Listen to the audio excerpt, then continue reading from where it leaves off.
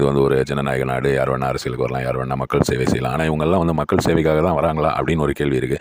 அந்த கேள்விக்கு வந்து என்கிட்ட பதில் கிடையாது. எனக்கு வந்து பர்சனலாக எனக்கு தோன்றது என்னென்னா, 200 கோடி 250 கோடி 1000 கோடி 2 வருஷத்தில் லாஸ் பண்ணிவிட்டு ஒரு ஆள் வந்து மக்கள் சேவைக்காக வருவாரா?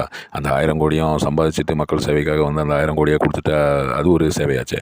அதை விட்டுட்டு நான் வந்து நடிக்க மாட்டேன், நான் வந்து நடிக்கவே போகிறதில்ல, நான் இனி மக்கள் சேவை தான் அப்படின்ற ஒரு திட்டத்தோடு வரும்போது, ஒருவேளை அது சேர்த்து வச்சிருக்க பணத்தை காப்பாற்றுறதுக்காகவா, இல்லை இவங்க வந்து அரசியல்லேருந்து இனி பணம் சம்பாதிக்கலாம், 1000 கோடி 2 வருஷத்தில் ஈஸியாக சம்பாதிச்சிடலாம் அப்படின்ற மாதிரி யோசிக்கிறாங்களா அப்படின்றதும் தெரியல. அது என்னன்றது காலம்தான் அதுக்கு பதில் சொல்லும். எத்தனை ஊழல் சம்பவங்கள், எத்தனை இது வரப்போகுது, என்னென்ன ஸ்ட்ராட்டஜிஸ் மாறப்போகுது, அரசியலில் வந்து இந்த நடிகர்கள்லாம் அரசியலுக்குள்ளே வரும்போது எப்படியெல்லாம் இந்த விஷயங்களில் மாறப்போகுதுன்றது தெரியல. என்ன இருந்தாலும் வெயிட் பண்ணி பார்க்கலாம் என்ன தான் பண்ணுறாங்க இவங்க எல்லாம் சேர்ந்துக்கின்னு. இது வந்து பலர் என்ன சொல்கிறாங்கன்னா, இப்போ தனுஷ், சிவகார்த்திகேயன், சிம்பு, அர்ஜுன், இந்த மாதிரி பாக்கி இருக்கிற ஆக்டர்ஸும் அரசியலுக்கு வந்துட்டாங்க.